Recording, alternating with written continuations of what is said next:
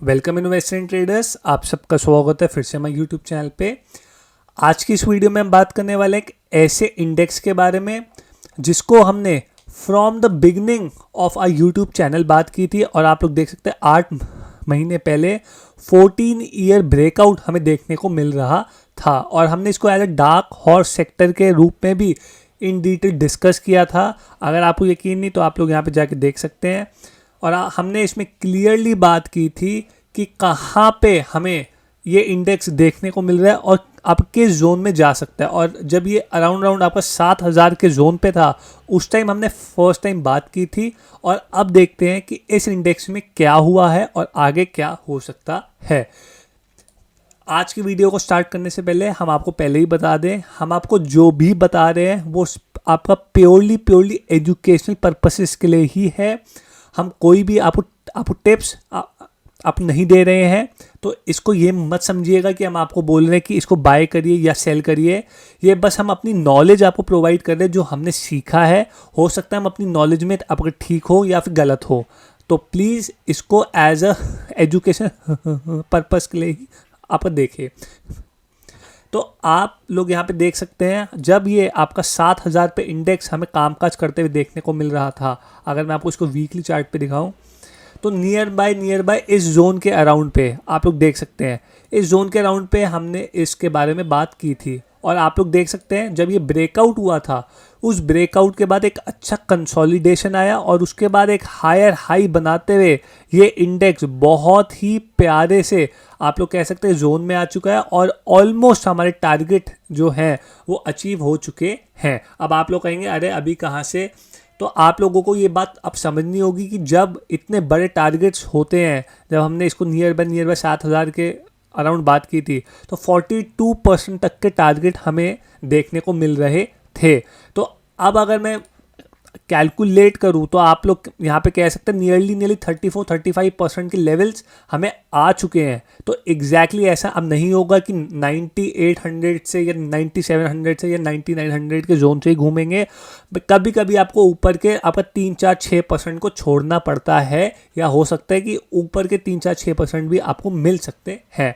तो मोर और लेस अगर मैं बात करूँ तो नियर अब टर्म बेसिस पे जो हमारे जोन्स हैं वो ऑलमोस्ट आ चुके हैं।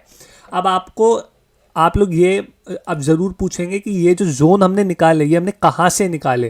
तो अगर मैं आपको इन डिटेल दिखाऊं तो आप लोग देख सकते हैं यहाँ पे हमें एक राउंडिंग बॉटम हमें देखने को मिला था, उसका ब्रेकआउट हमें यहाँ पे आया और उसका रीटेस्ट हुआ। तो जब भी ऐसे राउंडिंग बॉटम्स होते हैं, जो भी इनके लो से लेकर हाई तक जोन होते हैं, उतना ही ऊपर आपको ब्रेकआउट पे लगाना चाहिए। और आप लोग देख सकते हैं यहाँ पे एक ब्यूटीफुल बेसिस पे उसी जोन पे हमें देखने को मिल रहा है। साथ ही साथ एक आपका तरीका और है, वो क्या है अगर मैं आपको यहाँ पे दिखाऊं तो आप लोग देख सकते हैं कि हम यहाँ पे फिबोनाची एक्सटेंशन को इस्तेमाल करेंगे और जो यहाँ पे ट्रेंड हमें देखने को मिला था उस ट्रेंड को यहाँ पे लगा देंगे और आप लोग देख सकते हैं 0.618 जो कि फिब के हिसाब से एक बहुत क्रूशल जोन हमें देखने को मिलता है। उसके जोन भी इसी जोन अब 9800 के जोन में आ रहे हैं।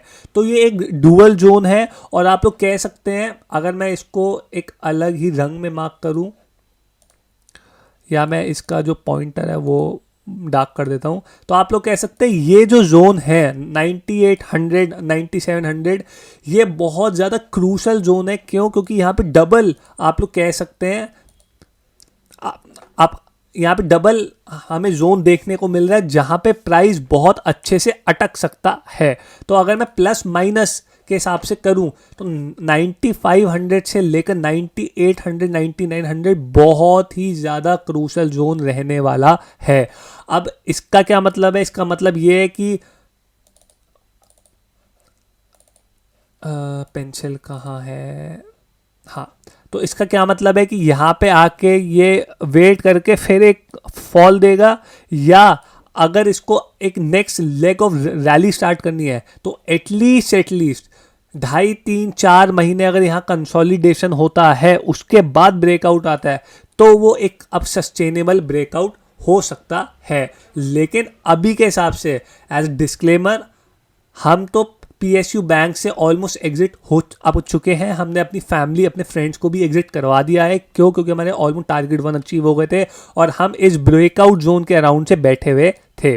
तो अगर आप लोगों को भी अपनी पोजीशन को रिव्यू करना है तो प्लीज़ अपने फाइनेंशियल एडवाइजर से ज़रूर कंसल्ट करिए, उसके बाद सोचिए कि क्या आपको करना चाहिए। बट हमारे हिसाब से एक बारी को यहाँ से या तो एक अच्छा खासा फॉल या फिर एक कंसोलिडेशन दिखाना चाहिए है। क्योंकि आप लोग ये बात समझिए, जिन लोगों ने भी इधर लिया होगा ब्रेकआउट पे, या आप रीटेस्ट पे लिया होगा, इस ब्रेकआउट पे लिया होगा, वो कहीं ना कहीं तो प्रॉफिट्स अपने बुक करेंगे। तो अगर मैं रीसेंट टाइम से भी देखूं, आपका निफ्टी ने ऑलमोस्ट फ्लैट रिटर्न दिए हैं, लेकिन आपका PSU बैंक ने 30 से 35% के रिटर्न हमें दिखाए हैं। तो उस हिसाब से अगर मैं बात करूं तो PSU banks on the verge of top out हमें देखने को मिल रहा है। क्या ऐसा है? आई डोंट नो, हो सकता है हम यहाँ से गलत भी प्रूव हो जाए और अगले आपका 3-4 महीने के अंदर ये अब लेवल 2 पे भी पहुँच जाए। तो अगर ये 10,000 के ऊपर एटलीस्ट 1 महीना या फिर 5 से 6 हफ्ते आप बिता लेता है तो फिर हम अपने जो बियरिश व्यू है उससे हम हट जाएंगे और हो सकता है उसके बाद फिर हम वापस से PSU बैंक्स को विच स्विंग लो के SL के साथ एक्यूमुलेट करना स्टार्ट आप कर दे। तो ये तो हो गया कि PSU बैंक यहाँ से क्या कर सकता है। अब अगर हम इंडिविजुअल स्टॉक्स की बात करें तो आप लोग यहाँ पे देख सकते हैं स्टेट बैंक ऑफ इंडिया, आप लोग देख सकते हैं 1 वे रैली इसने यहाँ पे दिखाई है ब्रेकआउट के बाद, और आप लोग कह सकते हैं if I am not wrong ये आपका टॉप परफॉर्मर के रूप में हमें देखने को मिल रहा है। क्यों? क्योंकि जहाँ पे सारे स्टॉक्स या निफ्टी 50 लोअर लो लगा रहे हैं या फ्लैटिश है, ये एक अलग ही ट्रेजेक्टरी में कामकाज करते हुए देखने को मिल रहा है। और अगर आप लोग देखेंगे एक 1 वे अपसाइड हमें देखने को मिली है। इवन अगर मैं यहाँ पे इसके levels on the higher side पे निकाल के दिखाऊं तो आप लोग क्लियरली देख सकते हैं कि इसने सारे लेवल्स को ब्रीच कर दिया है। अब जो इसका अगला लेवल हमें देखने को मिल रहा है वो है नियरली आपका 1300 और उसके बाद आपका 1451। तो क्या ये उस जोन तक जा सकता है? I don't know. क्यों? क्योंकि आप लोग कह सकते हैं ओवरली स्ट्रेच 1 2 3 4 5 ऑलमोस्ट 6 महीने से ये कॉन्टिन्यूस बेसिस पे अपसाइड दिखा रहा है। तो मेरे हिसाब से एक बारी को इस जोन से 1200 से लेकर आपका 1250 और 1300 अगर मैं ऑन अ बेसिस मानूं तो 1200 से लेकर 1300 ये जोन होना चाहिए इसका टॉप आउट का। क्यों? क्योंकि अगर इसको अगली लेग ऑफ रैली दिखानी है तो एटलीस्ट एक बारी को तो 1000 से लेकर 900 तक आना चाहिए। उसके बाद जो इसमें रैली आएगी वो बहुत बड़ी और एक बहुत अच्छी अपसाइड के रूप में हमें देखने को मिलेगी। तो मेरे हिसाब से SBI एक बहुत ही क्रूशल जोन पे कामकाज कर रहा है। अगर हम उसके बाद बात करें कैनरा बैंक, आप लोग देख सकते हैं ये एक ब्यूटीफुल जोन में है और इसने एक अच्छा खासा करेक्शन भी दिखा दिया है।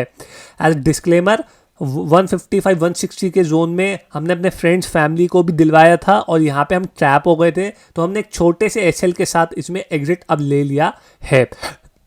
अब हम इसमें इंतज़ार करेंगे कि क्या ये यहाँ से जो हॉल्ट दिखा रहा है ये हॉल्ट अराउंड 130-135 के जोन को सस्टेन कर रहा है।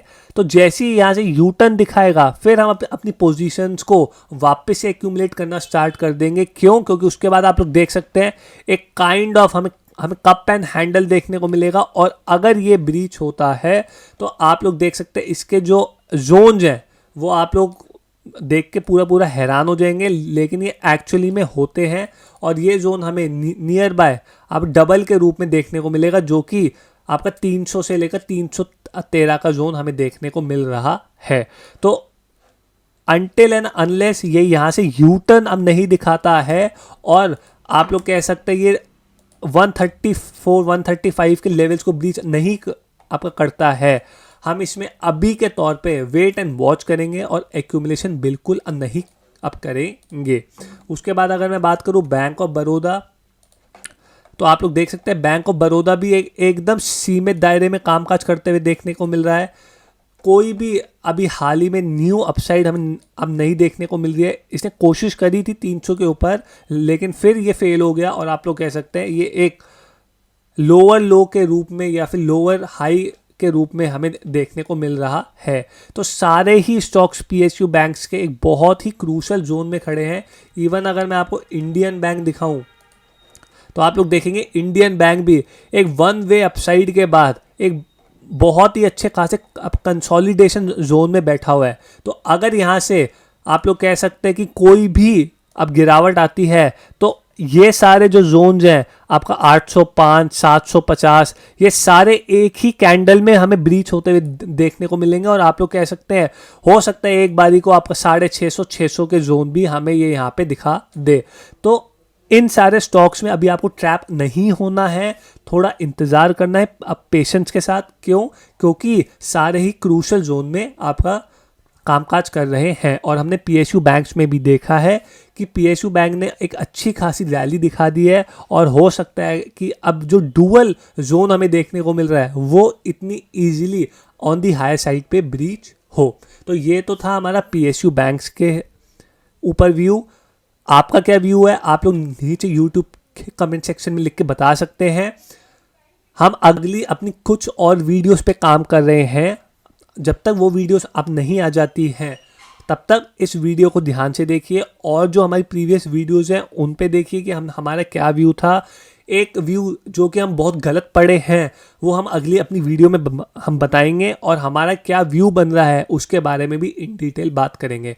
आई होप आप सबको ये वीडियो अच्छी लगी हो। अगर आपको वीडियो अच्छी लगी हो आपका प्लीज़ लाइक करें, कमेंट करें और सब्सक्राइब करें। Thank you guys.